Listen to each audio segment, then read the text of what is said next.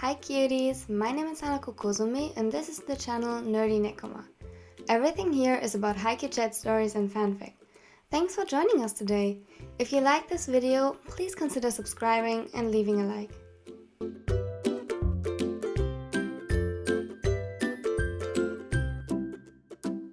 And with that, welcome to the first part of the Nightmare series. I'm so excited for this one.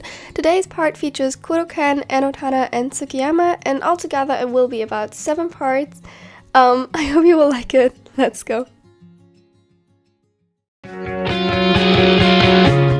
Have you ever had struggles finding good Haikyuu merch or anime merch in general? Because I for sure did. It can be hard, but this shop offers amazing merch. Like, I'm literally obsessed with the Haikyuu merch. They have the cutest hoodies ever. Now, if you want to get 10% off, click the link in the description. They offer me a collaboration, which is literally amazing, and you support my channel this way. So, win-win. Let's go.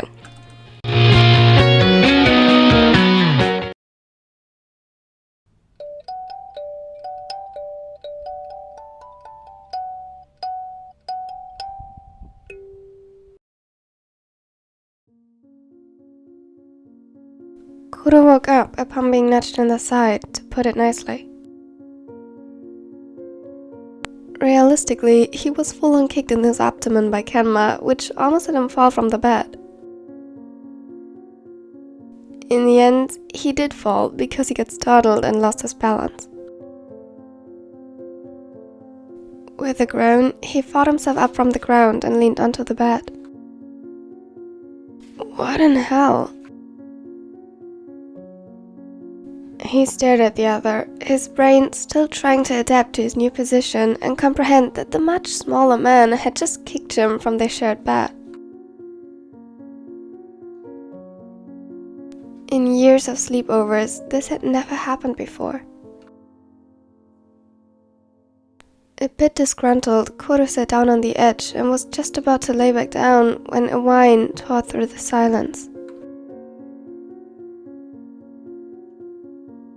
Immediately, his head snapped around, and he could feel his tiredness vanishing at a record speed. Kenma? The younger grabbed the blanket tightly, and his former restlessness had turned into tension. His body was curled up into a ball, and it almost seemed as if he tried to hide. Kenma. He carefully reached for his shoulder to get his attention, but his eyes remained closed, even when he shook him a couple of times. A choked sob escaped his throat, and he clenched the blanket even tighter to his chest. Kenma, wake up! Kuro felt himself panicking as he saw the first tear falling from Kenma's eyes, and heard the silent cry that followed. He gently freed the blanket from Kenma's grip and held his hand, waiting for him to wake up from whatever horrors were haunting his mind. Please, Kenma, wake up. It's okay. You are safe. He waited patiently, even though each sob and pained cry seemed to cut into his soul, and he wished that there was more he could do. It took a few more minutes, which seemed like hours to him, before Kenma's eyes suddenly opened wide. He was breathing heavily, and even though he was awake now, still didn't seem to be there with him.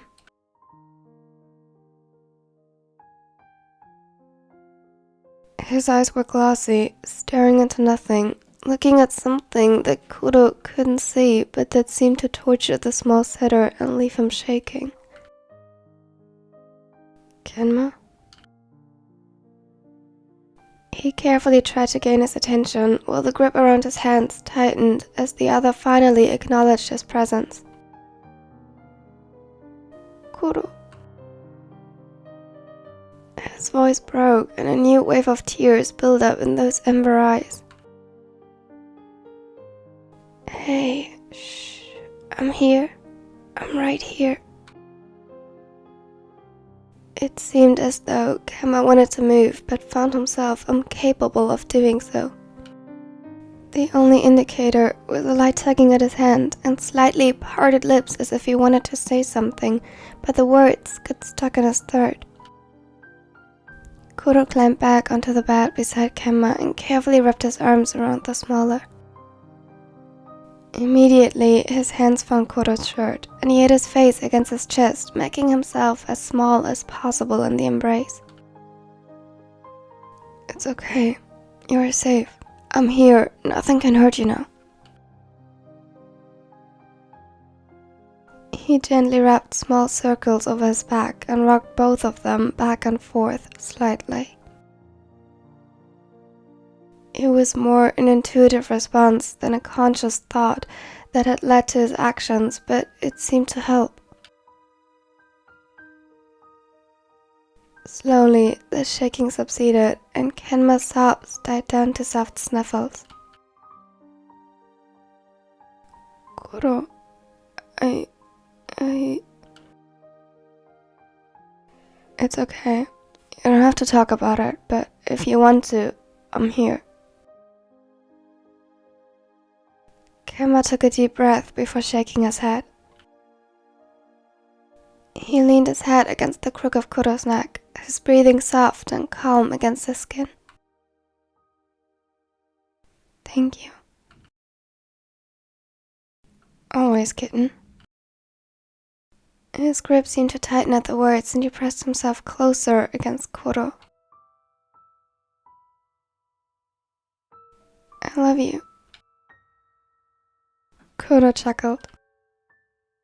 There was no way to describe how he felt whenever he heard him say those words, how his heart skipped a beat and electricity seemed to hum in his veins.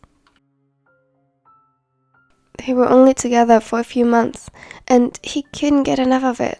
He doubted he ever would. Not when Kenma was this thrifty with the words and displays of affection. Kuro was well aware that he showed his love differently, but he still rejoiced when he told him this directly. "I love you too, Kenma. Forever." And nothing will ever change that.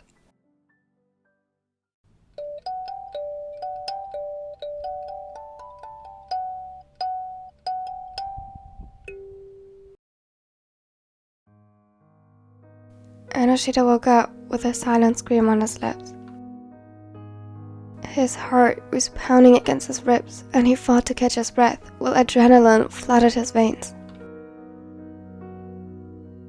His eyes searched the room out of reflex, but the only sound beside his own breathing was Tanaka's. His boyfriend lay in the bed beside him and was snoring peacefully, completely unfussed by the horrors that haunted Enno's dreams. It calmed the future captain. He looked at the stoic spiker, a small smile breaking through the mask of fear, and slowly but surely his racing heart calmed as well. Tanaka had taken most of the space in bed, but Enoshita adored it. Usually, when it would get too much, he would just push him back to his own side or wake him up if he still refused to move. Today, he just settled for observing him while waiting for the images to fade. When he felt capable to move again, he slowly pulled his legs to his chest and rested his head on his knees. It is alright. Everything is going to be alright. He twisted his hands into the fabric of his pajamas and focused on Tanaka, counting his breaths to keep out the intrusive thoughts. Suddenly, Tanaka's breathing faltered.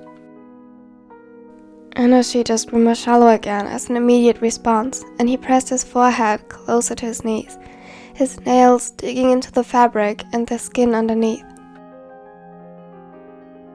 "Chikara?" His voice was rough with sleep as he blindly reached for Enoshita. The spiker stirred awake beside him. He blinked rapidly and rubbed his eyes to get used to the darkness around them.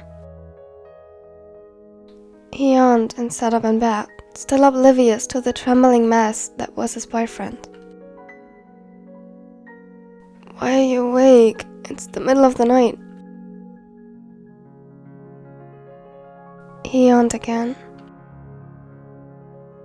Enno pressed his lips together, fighting the increasing pressure building up within him. Chikara?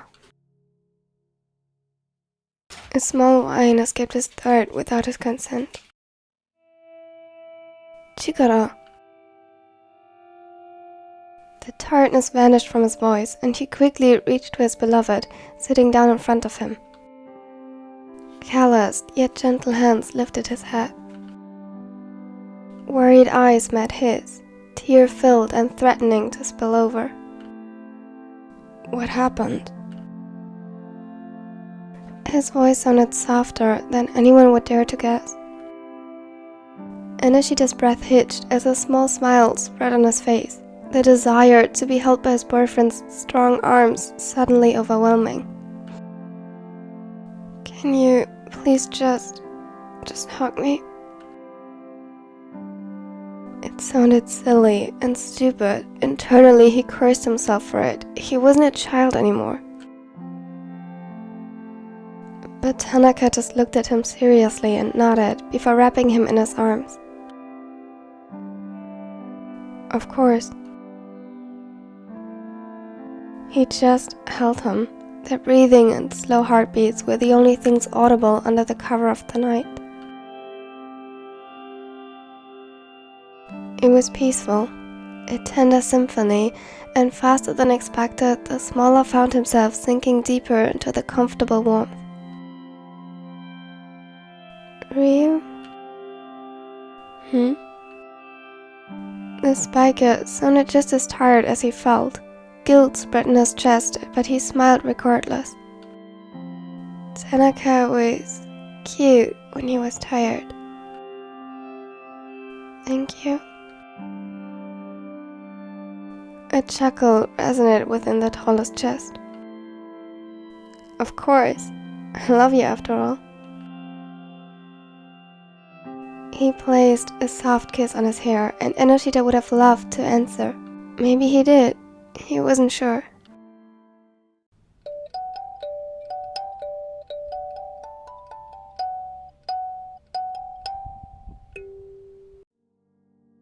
Against popular belief, Yamaguchi wasn't one to get nightmares easily. His sleep was usually peaceful, an escape from the anxiety that haunted him over the day. Not today, however. It was the third time that he was forcefully pulled from his sleep by the terrifying images assembling behind his eyelids. The exhaustion coursed through his body, but he didn't dare another attempt to sleep. He reached for his phone on the nightstand for distraction. The chat between him and TsukiYama was still open, and just seeing his last message from a few hours prior gave him comfort. Yamaguchi even considered texting him now, but that wouldn't be fair. He didn't want to risk waking the blonde. It was bad enough that he was losing sleep over this. Not to mention that it was pathetic. The bullying happened years ago. He should be over it. Why did his mind have to remind him now? And why was he still scared? He felt tears of anger and frustration stinging in his eyes and got up, determined not to think about it anymore.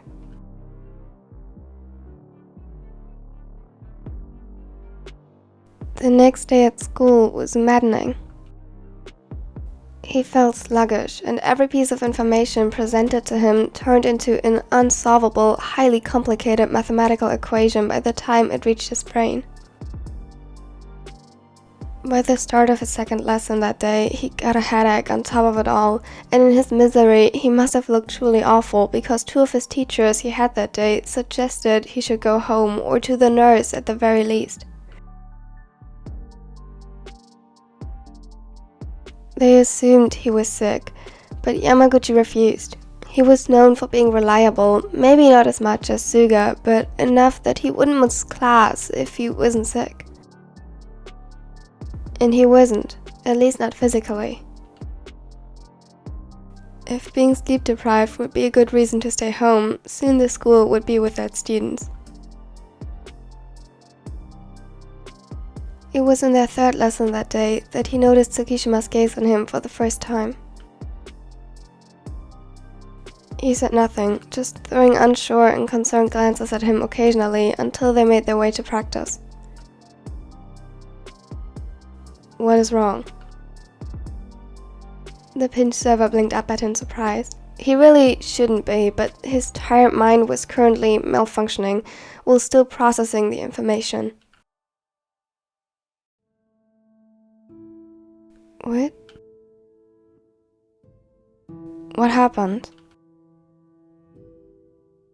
And don't even think about telling me nothing, or come up with some lame excuse. You can tell those to the idiot combo or Tanaka, but at this point, I think even they would call your bluff. Yamaguchi chuckled nervously and rubbed the back of his neck. Wow, Tsuki, you're as rude as always. The blonde paused, and Yams looked at him, surprised, turning to shock as he saw the hurt in the taller's eyes, even though he tried to hide it. Wait, that's not what I meant. I'm so sorry. Honestly, you're not... I'm just so tired. I can't... The frustration caused him to tear up again, and he muttered curses under his breath, while unsuccessfully wiping them away. He was so pathetic. He couldn't even keep his emotions at bay. Hey. He made half a step forward, reaching for his face and forcing him to look up. Their eyes met, and Tsuki gently took the seam of his right sleeve to continue drying the tears on his cheeks. It's okay. Yamaguchi sniffled a little. Why are you so tired? He didn't say anything, just pressed his lips together. Yams, tell me, otherwise I can't help. The words didn't have the expected effect. Instead, his frustration suddenly turned to rage bubbling up on his chest. He tried to step away, but Tsuki wouldn't let him. Let me go. He swatted his hands away and freed himself from his grip. Stop treating me like I'm a child. I don't... You looked at me this whole day, judging and now ordering me around like a child that needs your help. But I don't. I'm not helpless. I don't need anyone's help. And I don't need to tell you anything. Tadashi. Don't Tadashi me! For a moment, all that could be heard was the sound of their breathing and Yam's sniffles. TsukiYama looked taken aback and seemed to bite his tongue. His expression turned dark, before suddenly he turned around and just left. It felt like he slapped him in the face, maybe even worse, even though Yamaguchi was well aware that he had been the one that pushed him away. He clenched his jaw and in an attempt to hold on to his anger, stormed off as well.